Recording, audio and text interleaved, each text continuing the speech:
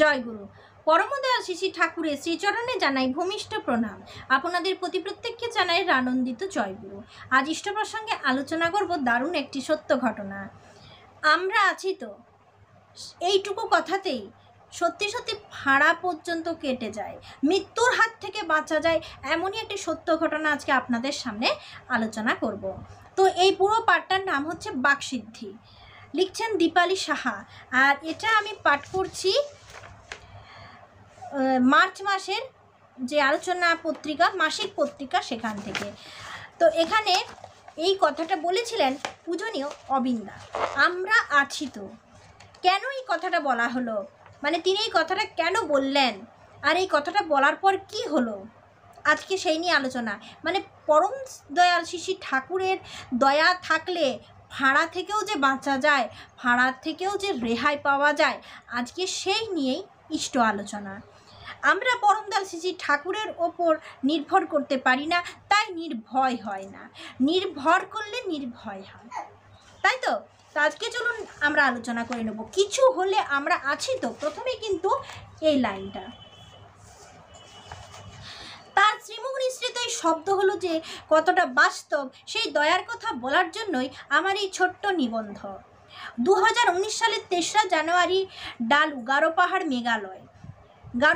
মেঘালয় শ্রী মন্দিরের উদ্দেশ্যে রওনা হন পূজনীয় অবিন দাদা।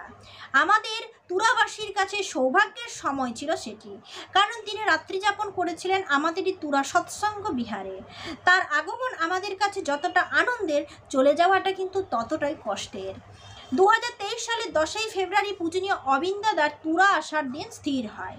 সবার সাথে আমিও যেন এই দিনটির জন্যই অধীর আগ্রহে অপেক্ষা করেছিলাম গত 4 বছর ধরে। যথারীতি অবিন দাদা মন্দিরে আসেন এবং রাত্রিবাসও করেন।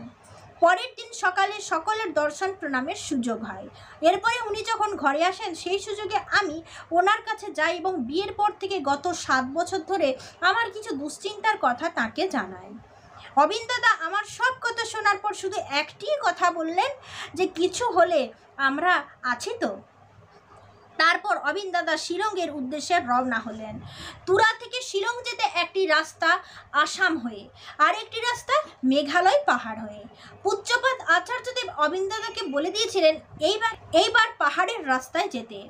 অবিন দাদার ঠিক আসার আগে আমার স্বামী দেওঘরে যান। তাকে দেখে আচার্যদেব বলেন, অবিন তোরা যাচ্ছে, তুই নাংস্টন হয়ে শিলং নিয়ে যাবি।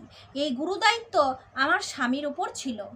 যথারীতি এই আদেশ পালন করে রাত্রে সবাই শিলং পৌঁছান। রাত্রে খাওয়া দাওয়া করে সবাই শোবার পর গভীর রাত্রে আমার স্বামী আমায় ফোন করে বলে, জানো আজ কি হয়েছে? আজ আমাদের হাতে ধরে রক্ষা করলেন। ঘটনাটা এইরকম। আচার্যদেবের আদেশ মতো তুরা থেকে শিলং যেতে আমার স্বামীর গাড়ি সবার প্রথমে থাকে এবং তারপরে থাকে পূজনীয় অবিন দাদার গাড়ি। তাছাড়া পরপর পিছনে থাকে আরও 20টি গাড়ি। যখন সবাই গারো পাহাড় পাস করে খাসি পাহাড় ঢুকছে, এখানকার রাস্তাগুলো খুবই আঁকাবাঁকা, ভয়াবহ। নিচে পড়লে আর রক্ষে নেই, গাড়িসহ মানুষের চিহ্ন খুঁজে পাওয়া যাবে না। সময়টা ঠিক সন্ধে, সবে প্রার্থনা শুরু হয়েছে।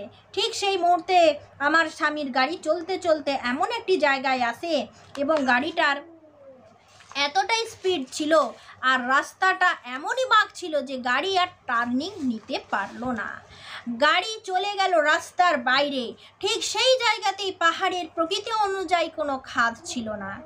যদি কোনো গর্তও থাকতো তাহলে মানুষসহ গাড়ি আর খুঁজে পাওয়া যেত না।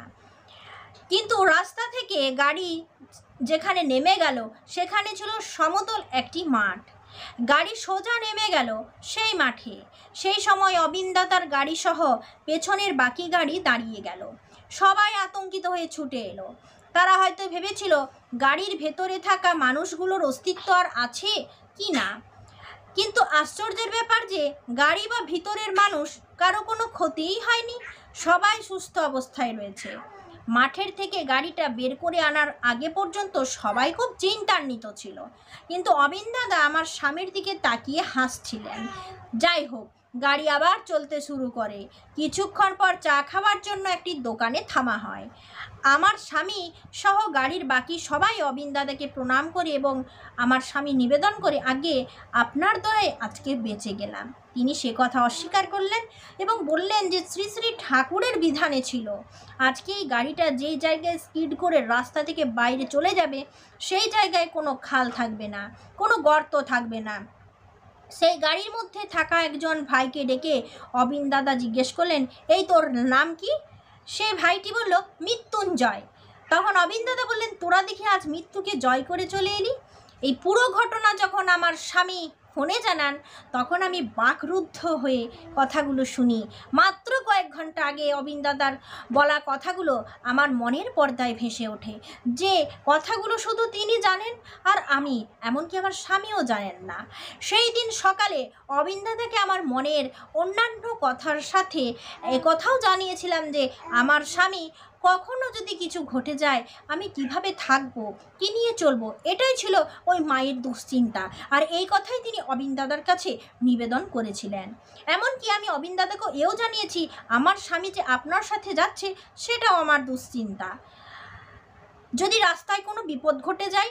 তিনি আমার সব কথা শুনে আমার দিকে তাকিয়ে শুধু একটি কথা বললেন, কিছু হলে আমরা তো আছি। 24 ঘন্টাও পার হয়নি তার শ্রীমুখ নিঃসৃত কথাগুলো বাস্তবায়িত হতে দেখলাম। আর সেই সাথে আমার এত বছরের দুশ্চিন্তা কোথায় সব হারিয়ে গেল। এরপর জুলাই মাসে গিয়েও পূজনীয় অবিন দাদা শ্রীচরণে ওই বিষয় তাকে জানালে তিনি মিষ্টি হেসে 2-1 কথায় এড়িয়ে যান।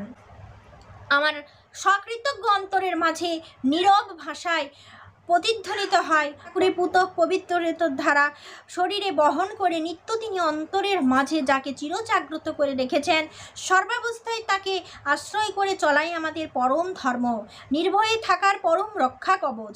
মনে পড়ে তারই লেখা গানের পদগুলি, বুঝি না কেমন তুমি, কি তোমার পরিচয়, চলা বলা হাসি খেলা কিছুই মোদের মতো নয়।